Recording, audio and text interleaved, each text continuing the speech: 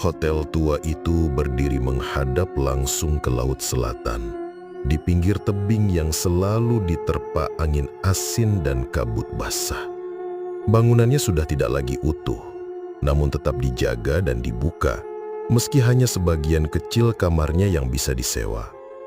Di antara deretan kamar yang dibiarkan kosong dan gelap, ada satu kamar yang pintunya selalu tertutup rapat.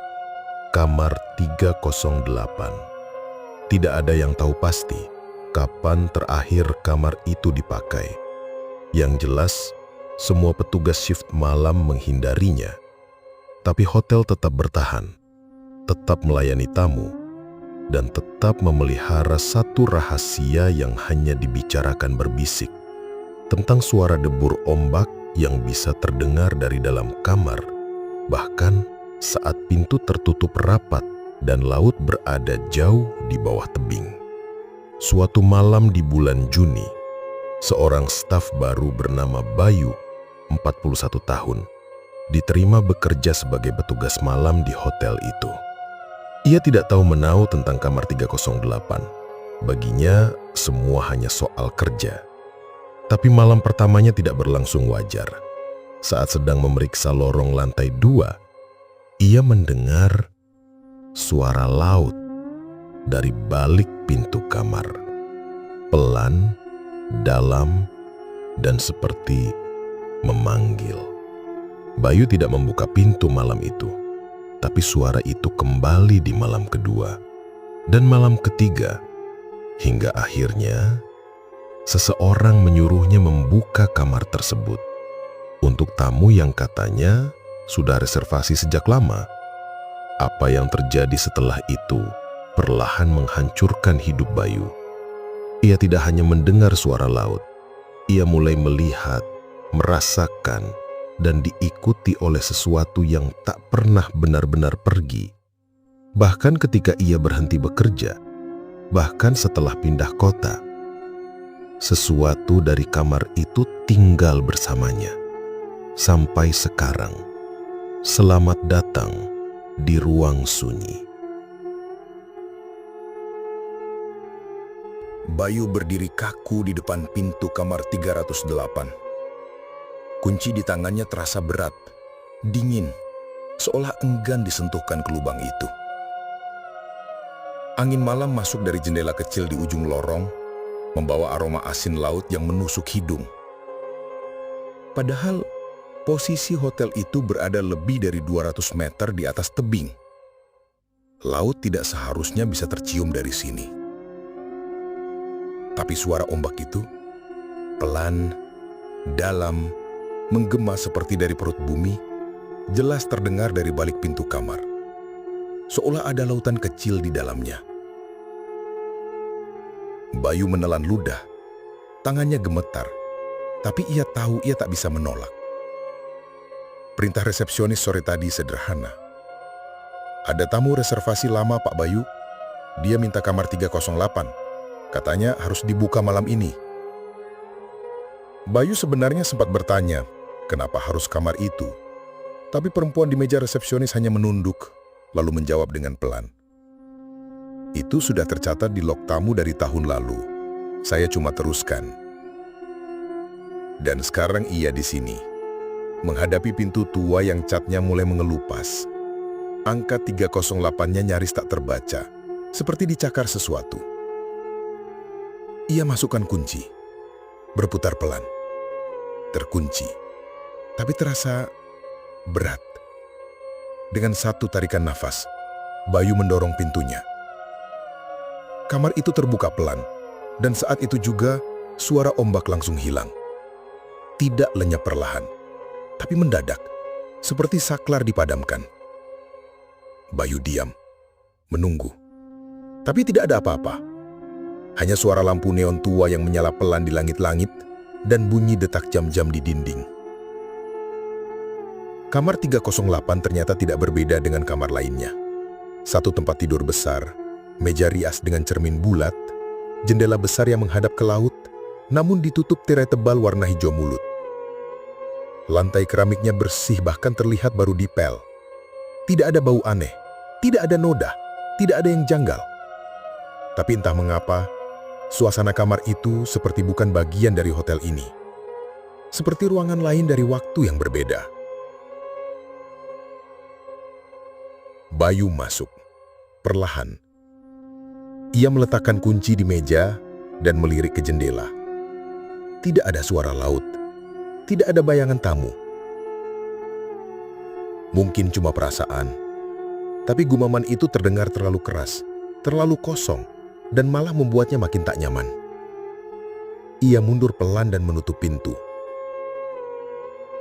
Malam itu Bayu tidak bisa tidur. Bukan karena takut. Setidaknya itu yang ia yakinkan pada dirinya sendiri. Tapi ada sesuatu yang mengganggu pikirannya. Suara ombak itu, dari mana asalnya? Dan kenapa hilang begitu pintu dibuka? Sekitar pukul 2 dini hari, telepon lobi berdering. Ia menyambutnya cepat. "Lobi, hotel, Bayu berbicara. Ada yang bisa saya bantu?" Tidak ada jawaban. Hanya suara basah. Seperti seseorang menarik nafas panjang lewat air. "Halo?" Klik. Telepon ditutup dari seberang. Bayu menatap gagang telepon beberapa detik sebelum meletakkannya. Ia melihat log panggilan. Tak ada nomor masuk. Tidak tercatat. 5 menit kemudian, telepon kembali berdering. Ia angkat. Lebih hati-hati. "Halo?" Suara perempuan. Pelan. Nyaris berbisik. "Kamar 308, airnya terlalu deras." Bayu tercekak. Ia tidak pernah melihat ada perempuan check-in malam itu. Kamar 308 seharusnya kosong. Tapi suara itu jelas. Dan sebelum ia sempat berbicara, sambungan sudah terputus. Pagi hari berikutnya, Bayu datang lebih awal. Ia ingin memastikan, mungkin semalam hanya mimpi atau permainan pikirannya sendiri. Tapi saat ia masuk ke hotel, ia menemukan semua staf lain menghindari pandangannya. Pak Rudi, petugas kebersihan, yang biasanya ramah, hanya menyapanya singkat dan langsung pergi. Mbak Sari di dapur pura-pura sibuk memotong bawang. Padahal jelas, ia memperhatikan Bayu dari sudut matanya. Hanya satu orang yang akhirnya mau bicara. Namanya Pak Ginan, petugas keamanan senior yang sudah bekerja di hotel itu hampir 20 tahun. Ia memanggil Bayu duduk dekat musola belakang. "Kamu tadi malam bukain kamar 308 ya?" Bayu mengangguk pelan. "Kenapa?" Pak Ginan tidak langsung menjawab. Ia menyalakan rokok, menghisap dalam-dalam, lalu berkata, "Saya cuma mau bilang, jangan tidur sendirian dalam waktu dekat. Kalau bisa, selalu ada yang nemenin. Karena yang kamu bukakan semalam, bukan buat manusia." Bayu mengerutkan dahi. "Apa maksudnya, Pak?" Pak Ginan menatapnya lekat-lekat. "Kamar 308 itu dulu tempat seorang tamu wanita bunuh diri. Dia datang malam-malam, pakai nama samaran, dan langsung mengunci diri di dalam. 2 hari baru ditemukan. Sudah bengkak, rambut panjangnya nutupin muka, dan air keluar dari seluruh lubang kamar. Padahal pipa nggak rusak, dan kamar itu ada di lantai 2. Bayu tidak langsung menjawab. Ia hanya terdiam, mencoba mencernanya. Tapi pikirannya kembali pada suara telepon semalam. Kamar 308, airnya terlalu deras. 3 hari setelahnya, Bayu masih bekerja seperti biasa. Ia berusaha mengabaikan semua kejadian itu. Tapi saat malam keempat datang, suara laut itu kembali. Bukan hanya dari kamar 308, tapi dari balik lemari kecil di ruang staf, dari dinding belakang lift, dari bawah lantai pantry. Dan saat ia menutup matanya, ia bisa mendengar suara perempuan bernyanyi. Lagu Jawa kuno dalam nada pelan dan melengking. Seolah laut sedang menyanyikan duka dari masa lalu. Bayu menutup telinganya, tapi suara itu malah semakin jelas. Ia tidak tahu mana yang nyata, mana yang tidak. Ia hanya tahu satu hal. Ia sudah terlalu dalam. Ia sudah membuka sesuatu yang seharusnya tetap terkunci.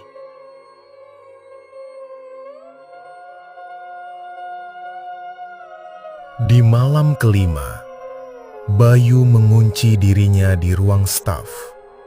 Duduk di lantai sambil menutup telinganya dengan kedua tangan. Tapi suara itu, nyanyian perempuan, lirih dan melengking, tetap lolos masuk. Bukan lewat telinga, tapi lewat tubuhnya. Getarannya terasa sampai ke dada. Seperti suara itu berasal dari dalam dirinya sendiri. Ia menatap langit-langit ruang staf. Retak-retak, catnya mengelupas.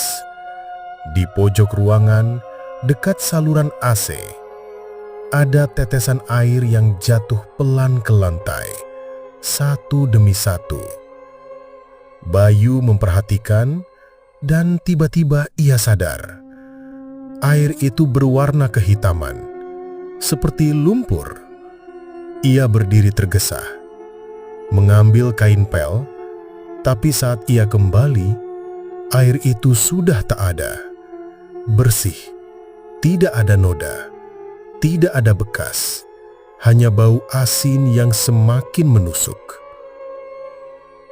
Bayu menghela napas panjang. Tubuhnya lemas. Sudah beberapa hari ia tidak tidur nyenyak. Tidak berani. Setiap kali menutup mata, ia seperti terjatuh ke dalam laut. Gelap, dalam, dingin. Dan di sana ada seseorang yang menunggunya. Seorang perempuan dengan rambut panjang basah, wajahnya selalu tertutup, dan tubuhnya seperti melayang dalam air. Esok harinya, Bayu menghadap resepsionis pagi. Ia mencari log reservasi yang disebutkan Mbak Ana dulu. Log yang katanya mencantumkan nama tamu yang memesan kamar 308 dari tahun lalu. Ia membuka file dokumen yang tersimpan di komputer lama, mengetik angka 308. Ada beberapa catatan reservasi, tapi satu yang mencurigakan. Tertanggal 12 Juni tahun lalu, nama tamu Nur Lestari. Tidak ada KTP, tidak ada nomor HP, hanya email kosong dan catatan dari petugas lama. Tamu datang larut malam, meminta kamar 308 secara khusus. Tidak ingin dibersihkan selama menginap, menghilang setelah 2 hari, ditemukan meninggal. Bayu menelan ludah. Nama itu terasa asing, tapi entah kenapa juga seperti akrab. Seperti pernah ia dengar dalam mimpi. Ia lanjut membaca catatan. Tidak banyak informasi, tapi ada satu hal yang menarik perhatiannya. Kamar 308 ditutup sejak kejadian itu, lalu tiba-tiba seminggu lalu, masuk perintah lewat email anonim untuk membukanya kembali. Dan anehnya, email itu dikirim dari jaringan internal hotel. Padahal komputer kantor dikunci dan hanya bisa diakses oleh manajer lama yang sudah meninggal tahun lalu karena stroke. Bayu segera menutup dokumen itu. Tangannya dingin. Ia tidak tahu harus bicara dengan siapa. Semua orang menghindar, seolah ia sekarang membawa sesuatu yang tak kasat mata di pundaknya. Ia mencoba menghubungi Pak Ginan, satu-satunya yang pernah terbuka, tapi HP-nya tidak aktif. Malamnya, Bayu memutuskan melakukan sesuatu yang dilarang. Ia kembali ke kamar 308. Kali ini tidak membawa kunci. Ia hanya ingin memastikan membuktikan bahwa semua ini hanya permainan pikirannya. Tapi saat ia berdiri di depan pintu itu, pintunya terbuka sedikit, tidak terkunci. Bayu ragu. Ia dorong perlahan, suara engsel berdecit menyambutnya, dan udara dingin menyergap wajahnya. Kamar itu gelap, lampunya mati, tapi dari dalam terdengar suara yang membuatnya hampir jatuh mundur.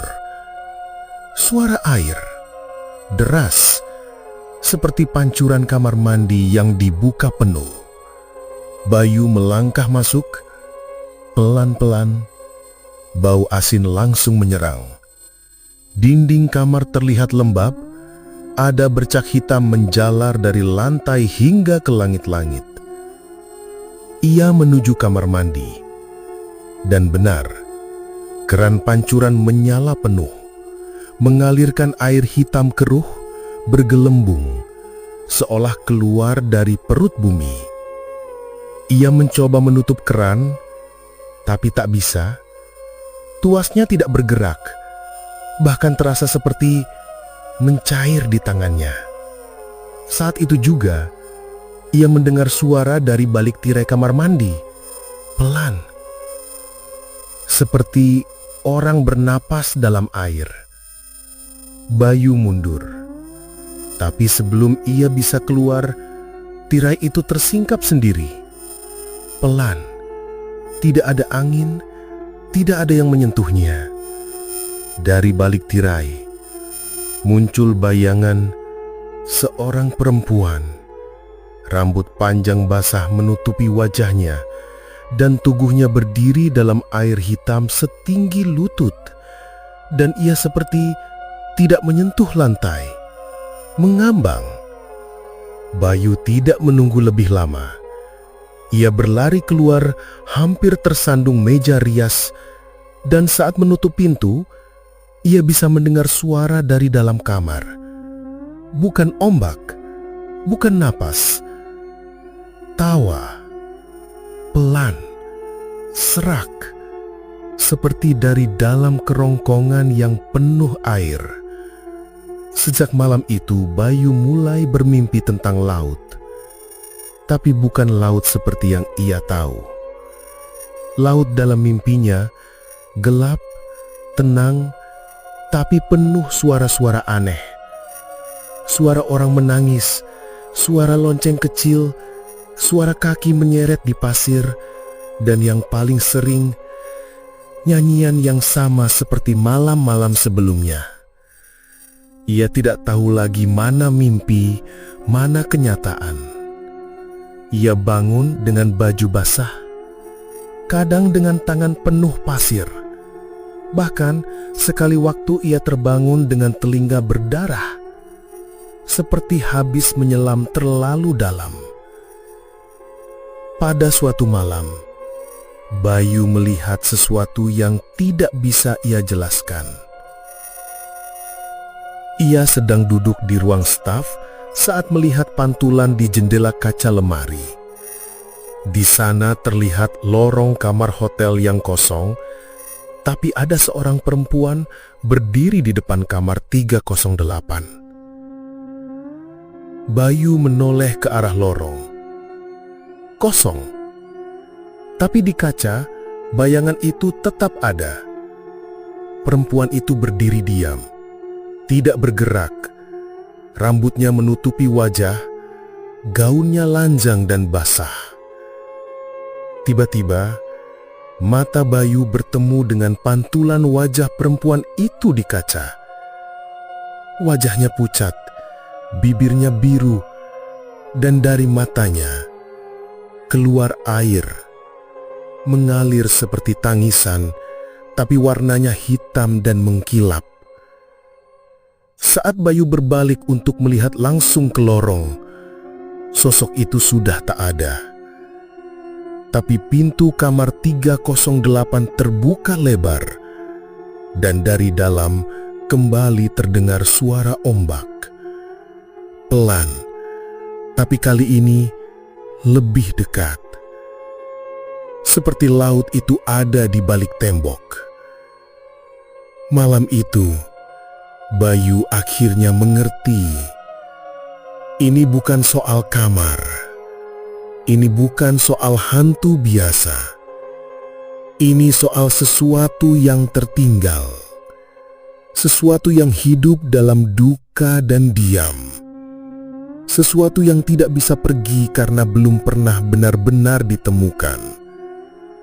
Dan kamar 308 bukan cuma tempat seseorang mengakhiri hidup, tapi tempat di mana laut menyimpan sesuatu, entah jiwa, entah amarah, entah kesedihan yang tak bisa disuarakan.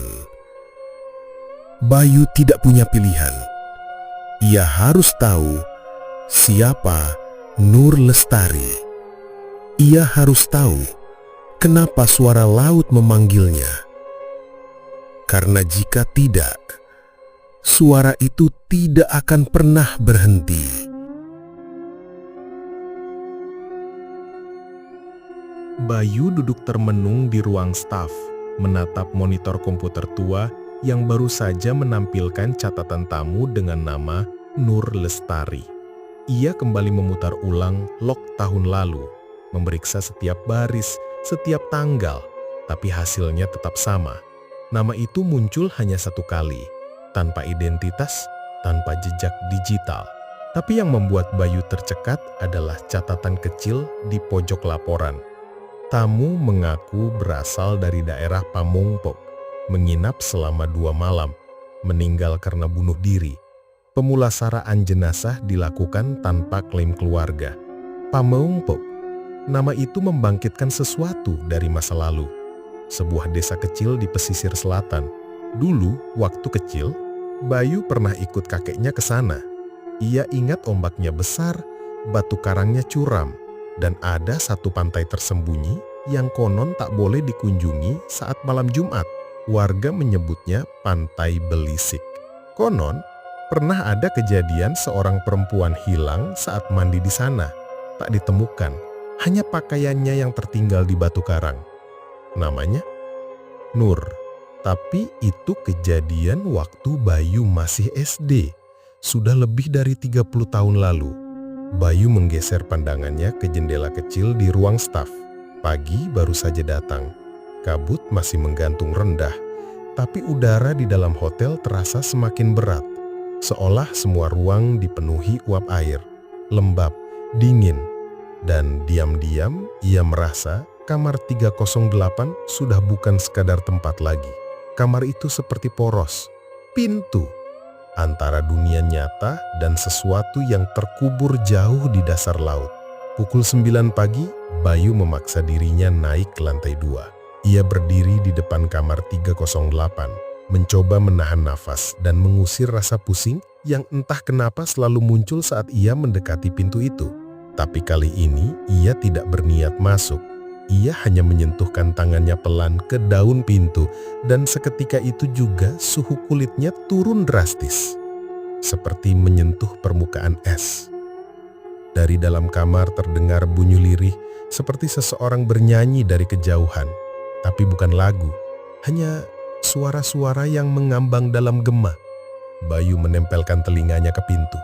Dan dalam sesaat suara itu menjadi jelas. Bayu. Ia terlonjak mundur. Jantungnya hampir berhenti. Itu bukan halusinasi, bukan suara acak. Itu namanya sendiri. Hari itu Bayu tidak bisa bekerja seperti biasa. Ia gelisah, kepalanya berat, dan di sela-sela pikirannya, satu nama terus muncul. Pamongpok. Malamnya, ia nekat. Ia membuka map lama yang ia simpan di HP-nya dan mencari lokasi-lokasi yang pernah ia kunjungi saat kecil. Diperbesar, dicari garis pantai, dan akhirnya ia menemukan satu titik kecil yang tertulis samar, Pantai Belisik. Akses tertutup. Ada foto satelit tapi buram. Tidak ada jalan utama ke sana, tapi ia tahu itu pantai yang sama.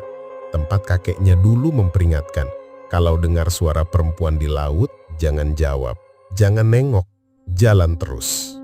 Dini hari, Bayu tertidur di sofa ruang staf. tapi mimpinya kembali menyeretnya ke laut. Dalam mimpi itu, ia berjalan di pantai berpasir hitam, sendirian. Kabut turun dari langit, dan dari jauh ia melihat seorang perempuan berdiri di ujung karang.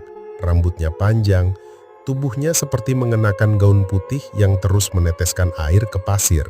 Perempuan itu perlahan menoleh ke arahnya, dan ia bisa melihat wajahnya, samar, kabur. Tapi matanya sangat mirip dengan seseorang yang pernah ia kenal. Bayu, suara itu sama, persis. Bayu terbangun dengan nafas tersengal. Jam menunjukkan pukul 3.08 pagi. Ia berkeringat, tapi tubuhnya basah, seperti habis berendam. Di ujung ruangan, pintu kecil menuju gudang terbuka sedikit, dan dari dalam terdengar suara ombak. Pagi harinya, Bayu menunggu Pak Ginan muncul. Ia tidak bisa menyimpan semua ini sendiri. Tapi setelah 2 jam, Pak Ginan tak juga datang. Baru menjelang siang, Pak Rudi, petugas kebersihan yang selama ini jarang bicara, menghampirinya. Wajahnya kaku, tapi ada rasa iba di sana. Bayu, katanya pelan. Pak Ginan tadi malam jatuh di tangga belakang, dilarikan ke rumah sakit. Belum sadar. Bayu terdiam, bulu kuduknya meremang.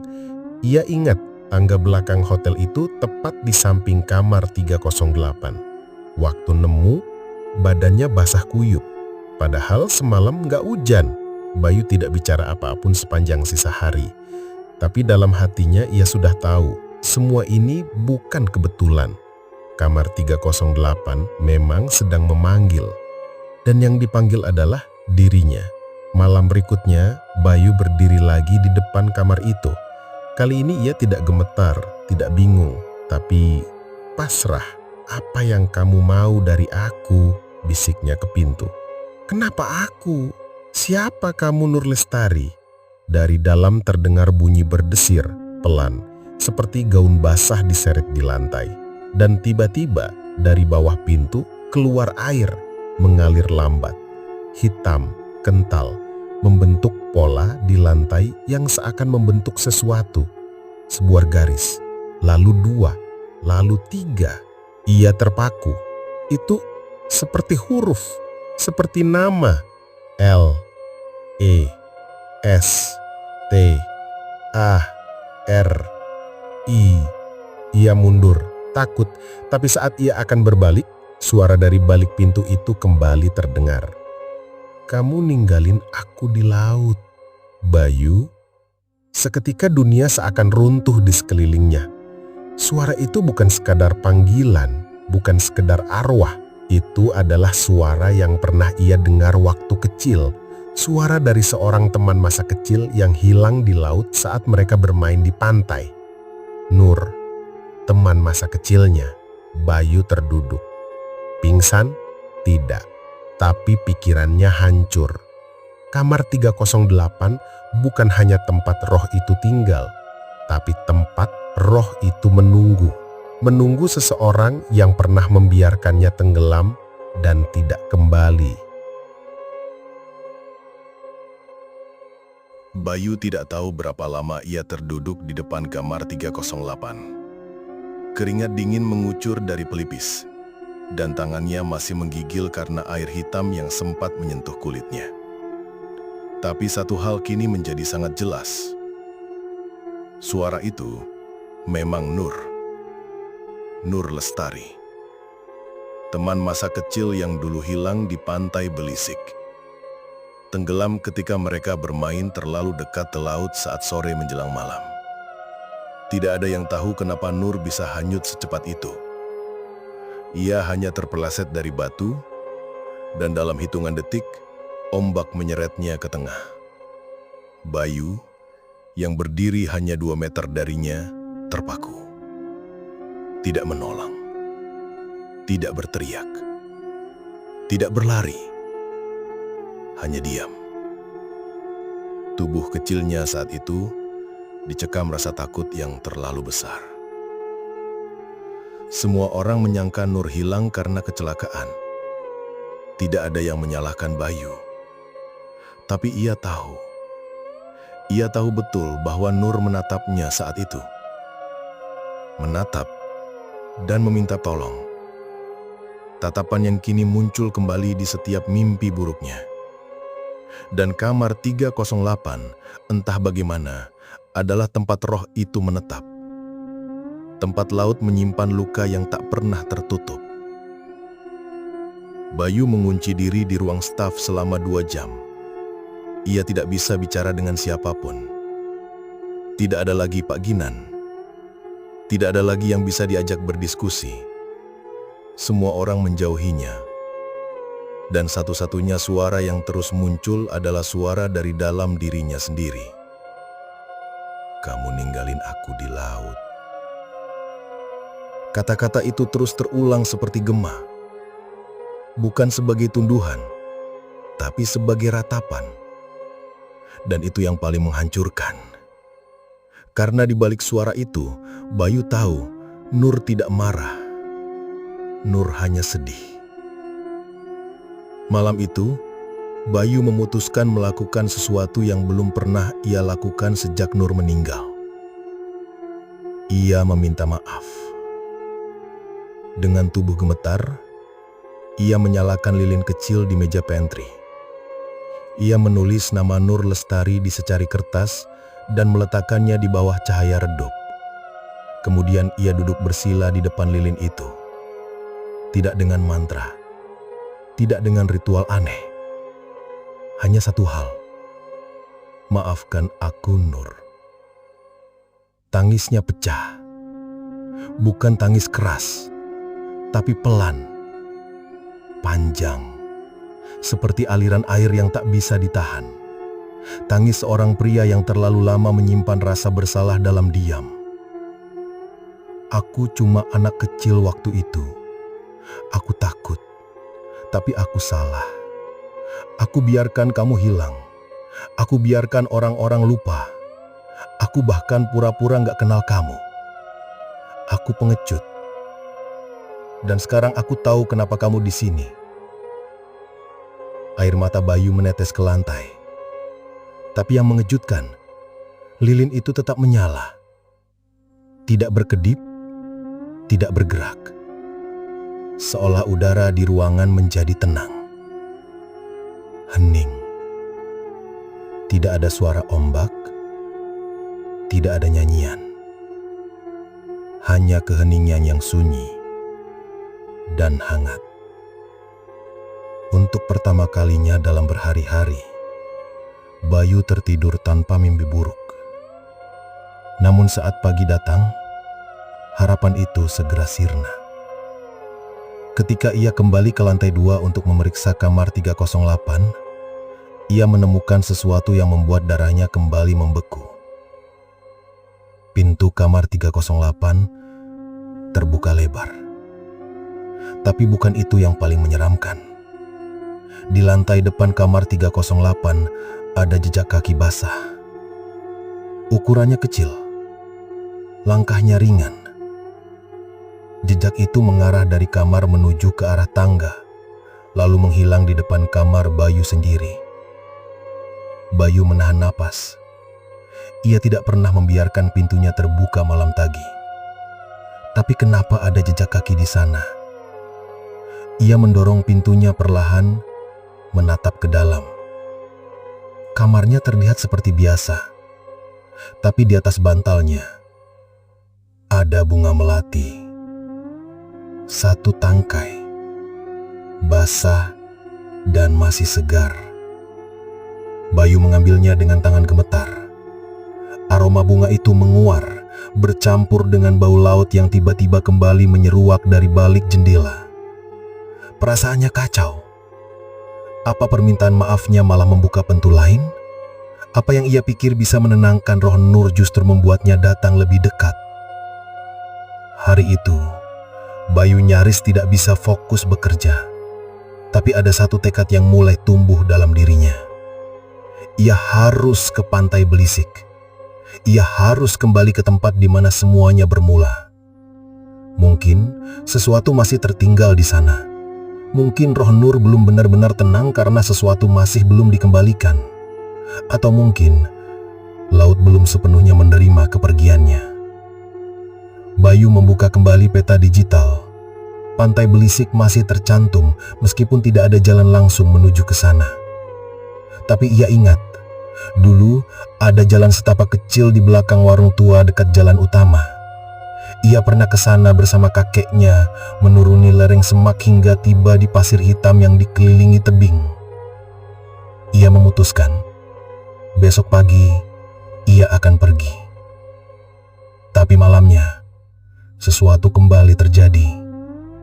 Saat ia hendak tidur, ia mendengar suara ketukan 3 kali, pelan, rapi. Bukan dari pintu, tapi dari dalam lemari pakaiannya. Bayu meneguk ludah. Ia mendekat, membuka lemari dengan tangan gemetar. Tidak ada siapapun, tapi lantai lemari basah. Air menggenang setipis koin dan dari dalamnya keluar suara yang sudah ia kenal. Bayu, jangan pergi sendirian. Suara itu tidak menyeramkan, tapi sangat nyata dan sangat manusia. Bayu mundur pelan, menutup lemari. Ia tidak tidur malam itu. Ia duduk memeluk lututnya sambil menunggu pagi datang sambil memegang bunga melati yang masih tersisa di mejanya. Keesokan harinya, tepat pukul 6 pagi, Bayu meninggalkan hotel. Ia tidak pamit, tidak bilang apa-apa ke staf lain. Ia hanya membawa 1 tas kecil, sebotol air, dan bunga melati. Ia kembali ke Pameompek setelah lebih dari 30 tahun. Dan di sana, ia berdiri di tebing pantai Belisik itu, memandangi lautan yang sama yang pernah menelan sahabat masa kecilnya. Air laut masih deras, ombaknya tinggi, tapi entah kenapa hari itu, laut terlihat diam. Tidak seperti biasanya. Dan saat Bayu menutup mata, ia bisa mendengar suara itu sekali lagi. Tapi kali ini bukan nyanyian, bukan ratapan, tapi tawa kecil, tawa anak perempuan. Dan dalam benaknya, ia tahu Nur tidak marah. Nur hanya ingin diingat, ingin dikenang sebagai seseorang yang pernah ada, bukan sekedar catatan log hotel yang tak pernah dikunjungi. Bayu menaburkan melati ke laut, lalu duduk lama di pasir hitam itu. Untuk pertama kalinya dalam hidupnya, ia membiarkan dirinya menangis sebagai orang dewasa yang akhirnya berani mengakui bahwa masa lalu tidak bisa dilupakan begitu saja. Namun saat ia kembali ke hotel malam harinya, kamar 308 sudah tidak terkunci lagi. Dan di dalamnya, ada seseorang yang sedang menunggunya. Bayu berdiri di depan kamar 308. Lagi. Setelah perjalanan panjang ke Pamempek, setelah bunga melati itu ia lepaskan di laut tempat Nur tenggelam, setelah semua pengakuan dan air mata yang akhirnya ia izinkan keluar, kini ia kembali ke titik awal, kamar ini. Tapi kali ini berbeda. Tak ada gemetar di kakinya, tak ada suara ombak menggema dari balik pintu, tak ada nyanyian atau tawa samar. Yang ada hanya hening, dan pintu kayu tua yang terbuka perlahan seolah menyambut.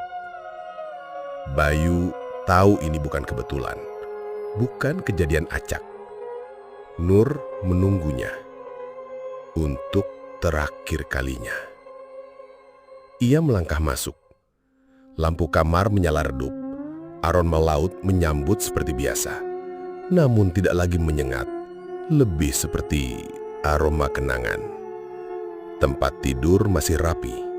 Tirai jendela sedikit bergeser, memperlihatkan cakrawala pantai dari kejauhan di balik kabut pagi yang mulai turun perlahan. Bayu berdiri di tengah ruangan. "Aku di sini, Nur." Tak ada jawaban, hanya bunyi jam dinding yang bertedak pelan. Bayu menutup matanya, menarik napas dalam-dalam. Lalu ia mendengar sesuatu, langkah kaki kecil, menyusuri lantai basah dari arah kamar mandi. Ia menoleh. Tirai kamar mandi bergerak, tidak keras, hanya goyangan kecil seperti disentuh angin. Tapi Bayu tahu tidak ada angin di sana. Udara di kamar ini selalu berat dan mati. Perlahan, tirai itu tersibak. Bayu tidak mundur. Dan di sana berdiri seorang anak perempuan, basah kuyup, rambut panjang menutupi sebagian wajahnya. Ia mengenakan baju lusuh seperti anak-anak 90-an. Matanya besar dan dalam. Tidak seram, tidak penuh dendam, tapi penuh duka. Bayu membuka mulutnya, tapi suara tercekat di tenggorokan. Gadis itu menatapnya, lalu melangkah maju. Setiap langkahnya meninggalkan jejak air di lantai, tapi air itu tidak menggenang, tidak membanjiri kamar seperti sebelumnya. Air itu hanya menyerap, lenyap, seperti ditelan waktu. Bayu berlutut. Aku ingat sekarang. Waktu itu, aku takut. Aku pengecut. Tapi aku gak pernah berhenti mikirin kamu. Gadis itu diam, lalu mengangkat tangan kecilnya dan untuk pertama kalinya menyentuh wajah Bayu. Dingin, tapi sentuhan itu bukan untuk menyakiti, melainkan mengampungi. Air mata Bayu menetes saat gadis itu perlahan berbisik, "Aku juga takut, Yu." Lalu ia tersenyum. Senyum kecil yang pecah seperti riak di permukaan air. Dan saat itu juga, tubuh gadis itu mulai memudar, pelan-pelan, seperti kabut yang menghilang di terpa sinar pagi. Rambutnya menipis, bajunya mencair, hingga akhirnya hanya air yang tersisa, menetes tenang ke lantai, tak berbekas. Bayu terduduk di lantai, sunyi. Kamar 308 menjadi benar-benar hening untuk pertama kalinya. Tidak ada suara air, tidak ada suara laut, tidak ada apapun kecuali detak jantungnya sendiri. Ia bangkit, melihat ke jendela. Laut di kejauhan terlihat biru, tenang. Tak ada ombak menggila, tak ada kabut pekat. Hanya cahaya pagi yang masuk perlahan lewat selat tirai. Hari-hari berikutnya, Bayu kembali bekerja seperti biasa. Ia tetap mengambil shift malam, tapi tidak ada lagi telepon aneh. Tidak ada suara dari dalam dinding. Tidak ada lagi ombak dari balik pintu. Kamar 308 kini benar-benar kosong. Dan meski tidak ada yang secara resmi mengatakan, seluruh staf hotel mulai berubah. Mereka tidak lagi menghindari Bayu. Bahkan Pak Ginan yang sudah sadar dan kini berjalan pelan dengan tongkat, tersenyum padanya di lorang. "Terima kasih," katanya pendek. Tapi Bayu tahu itu bukan ucapan dari Pak Ginan saja. Suatu malam, Bayu duduk sendiri di depan meja lobi. Ia membuka buku tamu hotel dan memandangi satu nama yang sempat tertulis dan kini sudah tidak ada. Nur Lestari. Entah kapan, entah siapa yang menghapus, tapi entry itu lenyap, seolah tak pernah ada. Namun Bayu tahu, Nur ada, pernah ada, dan kini sudah kembali ke tempat seharusnya. Bukan di kamar 308, bukan di hotel ini, tapi di kedalaman laut yang akhirnya bisa diam. Di lorong lantai 2, kamar 308 kini selalu tertutup. Tidak dikunci, tidak dipesan, tapi juga tidak pernah dibuka lagi. Dan setiap kali Bayu lewat di depannya, ia selalu menunduk hormat. Bukan karena takut, tapi karena ia tahu. Beberapa kamar bukan untuk ditinggali, tapi untuk dikenal. Setiap hotel tua pasti punya cerita, tapi tidak semua cerita ingin ditemukan kembali. Kamar 308 bukan sekadar ruangan. Ia adalah penampung luka yang tak pernah selesai. Tempat waktu terhenti. Tempat rasa bersalah tumbuh dalam diam. Dan dalam diam itulah laut menyimpan suaranya. Bayu belajar satu hal. Beberapa trauma tidak bisa disembuhkan dengan waktu, tapi bisa dimaafkan. Karena terkadang yang dibutuhkan bukan ritual, bukan pengusiran, tapi pengakuan bahwa pernah ada kesalahan, bahwa pernah ada yang kita tinggalkan. Dan roh-roh yang tinggal di tempat seperti kamar 308 itu, mereka tidak selalu datang untuk menakuti. Kadang, mereka hanya ingin dikenang, didengar, dan diberikan perpisahan yang layak. Sekarang aku tanya ke kamu, kalau kamu yang membuka pintu kamar 308 malam itu dan mendengar namamu dipanggil dari balik kamar mandi, apa kamu berani menjawab?